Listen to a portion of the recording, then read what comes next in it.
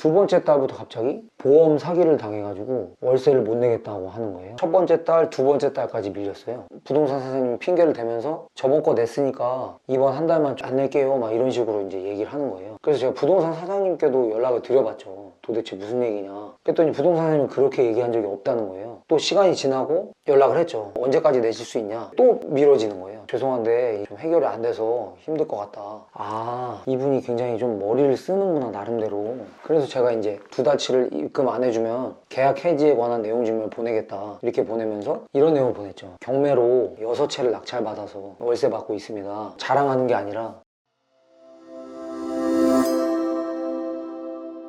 월세를 첫 달치는 딱 냈는데 두 번째 달에 갑자기 이상한 얘기를 하는 거예요. 자기는 부동산 사장님한테 월세를 이분은 이제 후불로 내고 싶은 마음이 들어서였는지 모르겠는데 마지막 달 거를 땡겨서 첫 달에 내는 거라고 생각해라. 이해가 되세요 혹시? 무슨 말인지? 선불이 네. 그 개념이죠. 선불인데 부동산 사장님이 마지막 달 거를 첫 달에 미리 낸다고 생각하고 내라라고 말씀을 하셨다는 거예요. 네. 이거는 선불이라는 얘기입니다. 계약서에도 선불이라고 돼 있죠? 라고 했는데 자기는 모르겠고 부동산 사장님이 이렇게 얘기를 했다는 식으로만 계속 얘기를 하는 거예요. 아 그러세요? 네 하여튼 그냥 날에 맞춰서 내시면 돼요 라고 했는데 두 번째 달부터 갑자기 보험 사기를 당해가지고 월세를 못 내겠다고 하는 거예요. 첫 번째 달, 두 번째 달까지 밀렸어요. 부동산 사장님이 핑계를 대면서 저번 거 냈으니까 이번 한 달만 안 낼게요 막 이런 식으로 이제 얘기를 하는 거예요. 그래서 제가 부동산 사장님께도 연락을 드려봤죠. 도대체 무슨 얘기냐 그랬더니 부동산 사장님은 그렇게 얘기한 적이 없다는 거예요. 또 시간이 지나고 연락을 했죠. 언제까지 내실 수 있냐, 또 미뤄지는 거예요. 죄송한데 좀 해결이 안 돼서 힘들 것 같다. 근데 이제 부동산 사장님이 저한테 카톡을 보내주셨는데 임차인분하고 주고받은 카톡인데 굉장히 오만불손하게 주고받으셨더라고요. 부동산 사장님한테 저 호구로 보지 마시고요, 집주인분이 어려워가지고 한 달치 선불로 해달라고 한 거 저한테 말씀 안 하셨나요? 뭐 이런 식으로 뭐 이상한 얘기를 보냈더라고요. 부동산 사장님한테. 아, 이분이 굉장히 좀 머리를 쓰는구나 나름대로. 그래서 제가 이제 두 달치를 입금 안 해주면 계약 해지에 관한 내용 증명을 보내겠다 이렇게 보내면서 이런 내용을 보냈죠. 경매로 6채를 낙찰받아서 월세 받고 있습니다. 자랑하는 게 아니라 월세 밀림이나 공실이나 명도 이런 것 때문에 스트레스 많이 받는다. 사실은 없지만 댁처럼 월세 안 내서 내보내드리는 분들 많다. 그리고 제가 선생님이랑 친구도 아닌데 자꾸 중개사님 핑계대면서 이상한 말씀 하지 마시고 지킬 것만 확실히 지켜주셨으면 좋겠습니다. 이렇게 간단하게 이렇게 보냈어요. 그러고 저는 이제 내용 증명을 비효율적으로 미리 작성할 필요는 없잖아요. 제가 정해드린 날짜가 지나가면 그때 내용 증명을 쓰기로 마음을 먹고 있었는데 단호하게 보내니까 작가님 잘하시는 것도 기다리는 것도 잘하시잖아요. 저도 그냥 기다렸거든요. 그렇게 보내고 마음 편하게 먹으려고 노력하면서. 근데 갑자기 두 달치가 들어오더라고요.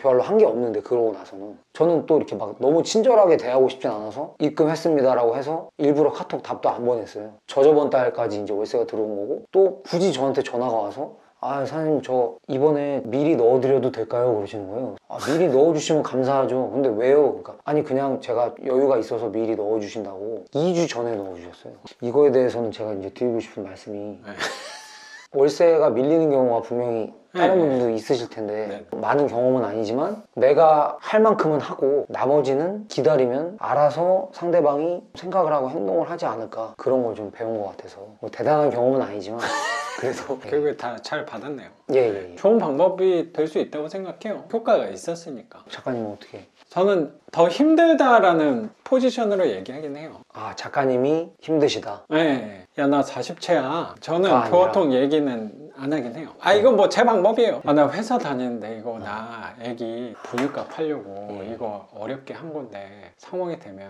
좀 부탁 좀 드린다. 그리고 이때 되면 계약해지니까 내용 증명 바로 보내드리겠다. 선생님 소송에 대해서 알아보셨잖아요. 네. 그 사람한테 소송 얘기를 하는 게 모르겠어요. 이거는 그 방법을 그렇게 좋아하지 않는데 그걸 좋아하시는 분들이 꽤 많이 있더라고요. 그 법적으로 하는 거에 대해서. 아 저도 좋아하진 않죠. 네. 안 되면 뭐 내가 소송하면 되지. 그거 전에 그 사람 상황을 얘기를 좀 들어보고 네. 나도 이거 이자 내면서 생활비 때문에 하는 건데 부탁 좀 드린다. 그리고 월세를 못 내시겠으면 계약해지니까 네가 다 배액 배상하고 나가, 원상복구하고 나가 라기보다는 나도 피해를 최소화하고 이 사람도 피해를 최소화하는 방향이 빨리 새로운 세입자를 구하는 거라고 저는 생각하거든요. 월세 내시기 어려울 것 같으면 집을 내가 최대한 내놔 줄 테니까 이사 집만 나가 주셨으면 좋겠다라고 나는 정중히 좀 얘기를 하는 하는 편의 사람이긴 해요. 네. 이게 뭐 저의 방법이 잘한다라고 생각하진 않는데 나 이만큼 받았으니까 너 좀 조심해, 너 신경 좀 써야 돼 라고 하는 게 뭐 그 사람한테는 잘 방법이 맞았을지 몰라도 네네. 혹시라도 저는 되게 조심하는 것 중에 하나가 그 사람 자존심 건들까 봐를 되게 조심해요.